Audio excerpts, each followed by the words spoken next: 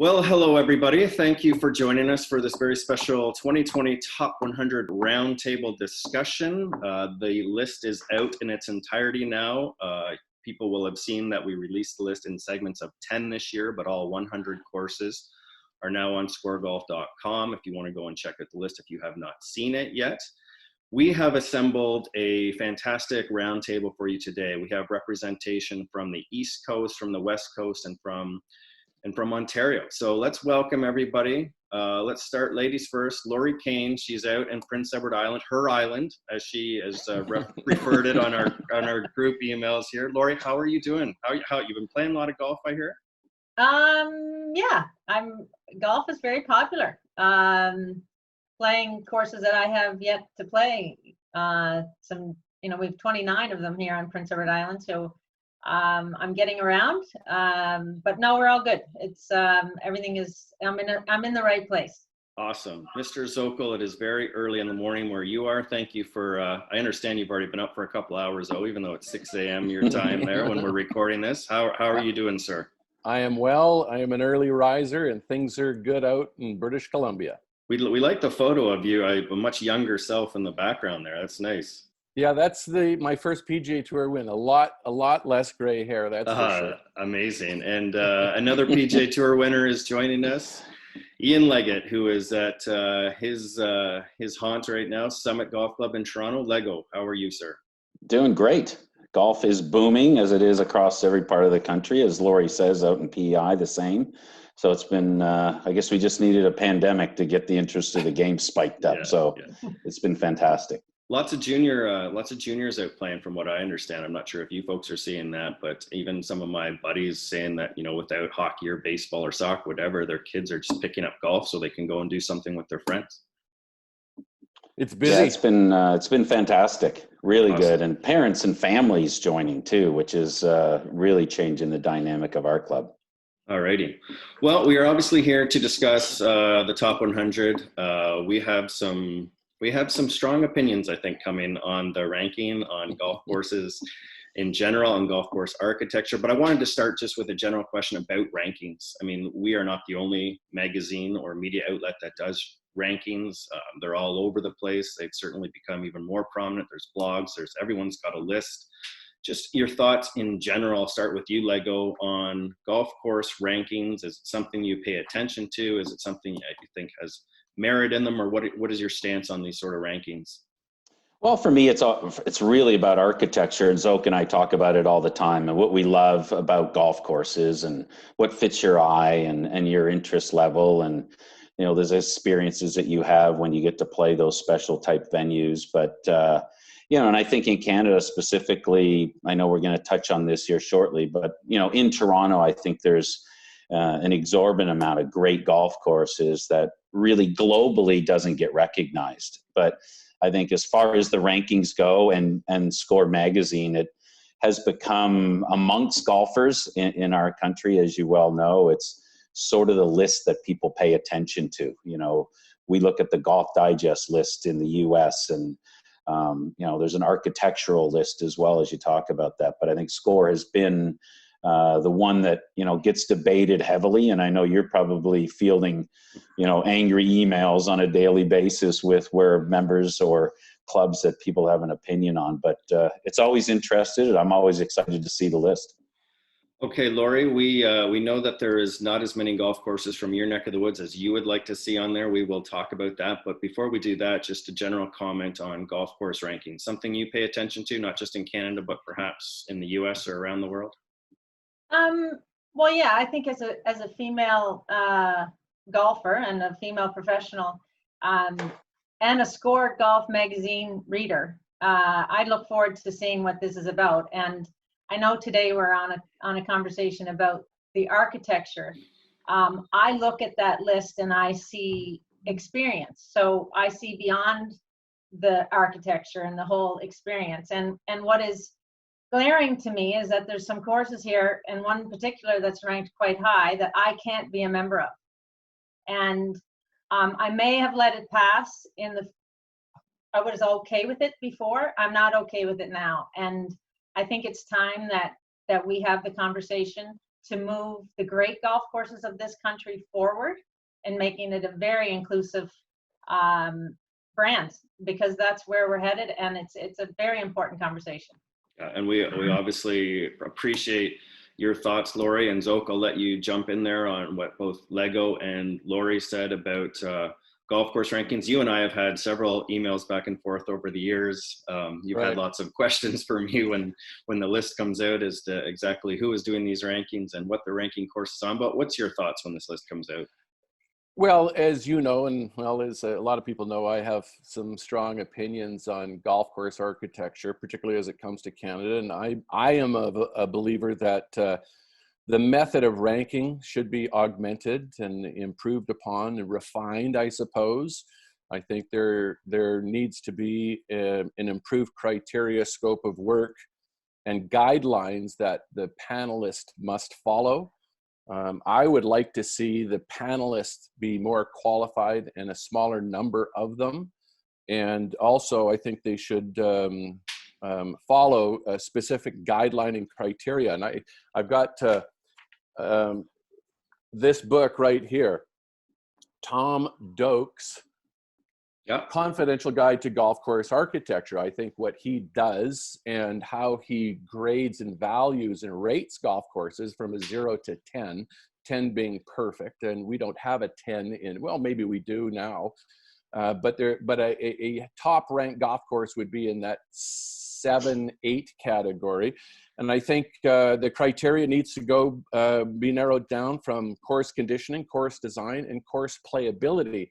And the subcategories in each one of those need to be valued. And I think that a better program, and I'd be happy to get into it, to make sure that we give points to those courses that play fast and firm, and we take away points that are too soft and too highly irrigated. And we bring in a proper value system. So of those 3 categories, I would give 33% valuation in golf course conditioning, golf course design, and golf course playability. So let me just jump in here and there's obviously a full explainer video on SCOREGolf.com, but for those who are not going to go and click on that, the way we do it is we have 100 panelists. They vote on 9 different categories. So there's challenge, design, beauty, strategy, par 3 holes, par 4 holes, par 5 holes, conditioning, and fun factor. Our list happens to put a very high value on fun factor. Of course, 20% of the course's mark is based on fun factor, whereas only 5% is based on conditioning. I think to your point, so we changed that a number of years ago because, I think, and I'll ask you this, I think every week we see a PGA Tour event or an LPGA Tour event, but I think more on the PGA Tour, where a player is asked for his opinion on a golf course and he says, well, it's in great shape. And they don't necessarily, this is my observation, I'll let you make your points. I don't necessarily see a lot of breaking down of the golf course architecture. There's certain guys on the PGA Tour, a Jeff Ogilvy, a Zach Blair, who like to comment on the golf course architecture, but most of the times they just say, well, it's in great shape, the greens are perfect, et cetera, et cetera. And maybe that's conditioned the average golfer into thinking that conditioning matters more than it should. Do you think conditioning should play that big of a factor in how we judge a golf course, given the different budgets courses face and certainly the different climates that they're in? I think conditioning is a huge part of it, whether we like it or not. I think the experience, too often you can have a poorly designed golf course that's in wonderful shape, and the golfer comes away with, wow, what was a great experience. Or conversely, a poorly maintained golf course with a great architecture gets lower points. But I think we make a mistake when we always look at the PGA Tour and what they do. I'd like to see us take a look at this minimalist design movement that's happened in the States, and just see how remarkable this new generation of golf courses are. And we've only seen 3 of them. There's Sagebrush, and which unfortunately is missing in action, and the 2 Cabot courses are in that genre. And I'd like to see that happen more often than what's going on in the industry. I think if I can speak to you from sorry, Ian, but from the East Coast, to me, condition of golf courses is number 1. And I think we got way too much grass on most of the properties that we have out here in the East. I think some of our superintendents are fearful of that color of yellow, which I think is fantastic. I think Right. some of the most fun golf I've played has been in Scotland, and whatever Mother Nature gives us while we're there at the British Open is what we have. And firm and fast, the ball goes down the fairway. It's a lot more fun than the ball plugging in the fairway. And I think, you know, I look at Crowbush, and it says that the links at Crowbush. I think we're confused with what the links is. It's a park links. It shouldn't have this thick a rough around the fringe. So I would agree. I think condition is key, and firm, fast, and yellow for me. Thanks. I think a lot of people get jaded. I think if people get jaded by conditioning, I think the average player, again, that's the person, we talk about that average player being the 20 handicapper is the average player. And I've always said, you know, conditioning can jade that person where they can't tell the difference between, you know, Don Valley and Pine Valley, depending on the conditioning. So, but I tell you, you touched on the PGA Tour there briefly. And if you look at the tournaments that get picked out of the key events being majors and the World Golf Championships, the players always pick, because all the other events are pretty equal. Schedule, as Zokol will let you know, as well as Lorie, is that we all talk about, you know, how it fits into the schedule. But when you look at a golf course that falls exactly in line with every other event on the PGA Tour, and you throw Riviera in the mix, purse is the same as the Canadian Open. There's no difference other than the golf course.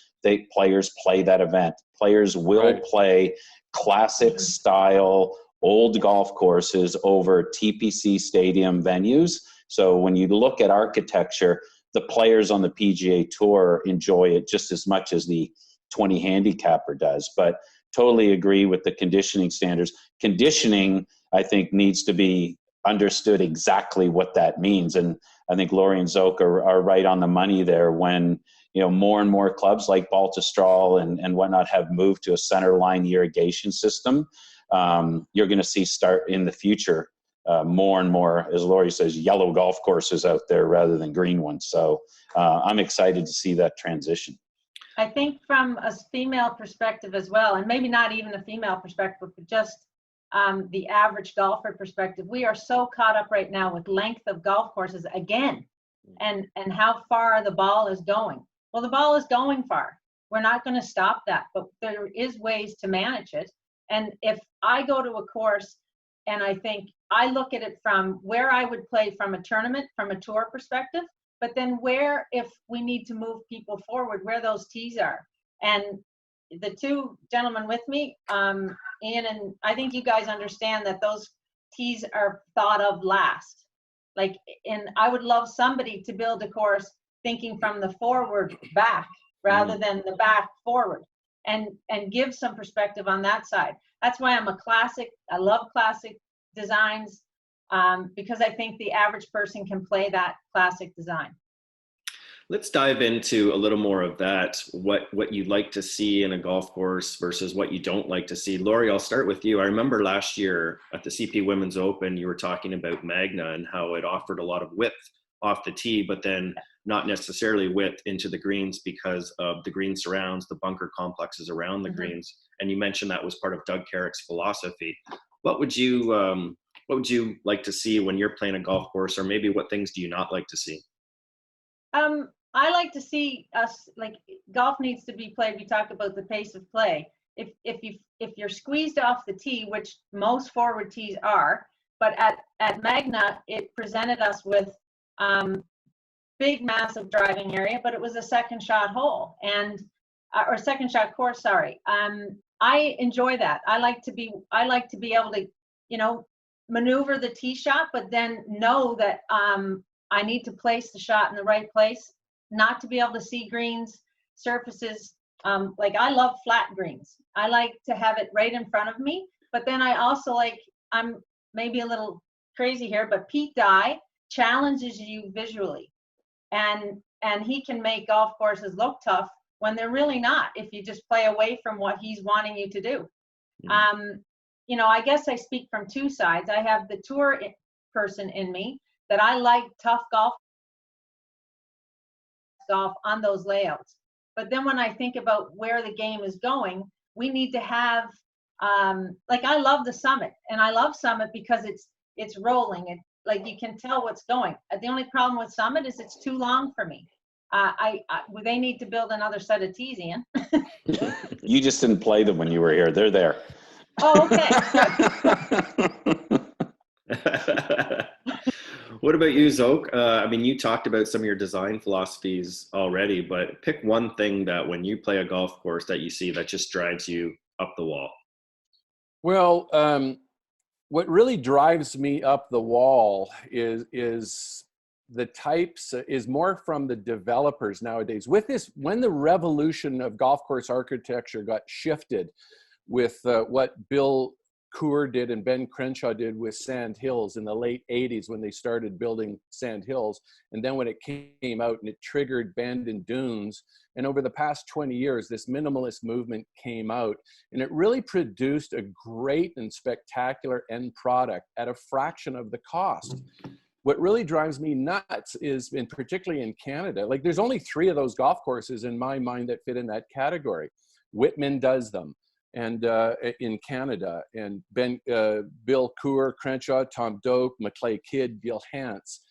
And it just drives me nuts that this product hasn't been more developed, predominantly in the GTA, when there's more golf courses being built or designed in that area, that they typically go to a brand name, and I don't want to name any names. Well, like a Jack Nicklaus is an example. So they're going after that brand name rather than the end product, and that to me is short-sighted. Mm-hmm. All right, so I don't want to keep you guys too long, but I do want to just, maybe we'll go back to the SCOREGolf Top 100 if you can. If you, maybe you have already, I don't know, but if you can pick out a golf course that you think is ranked way too high on the list, and maybe one that you think doesn't get enough love. I'll start with you, Lego. Well, I think if you're going to go in sections on this, in the top 10, I think the list is, again, I use that term jaded. I think the raters have been jaded by shiny objects here, and, don't really look at the sort of the architecture of it. We can debate certain golf courses all you want, but, if you've had the opportunity to play Pebble and you've had the opportunity to play Cypress, in my mind, there is absolutely no comparison. Cypress Point is one of the finest architectural pieces of work on the planet.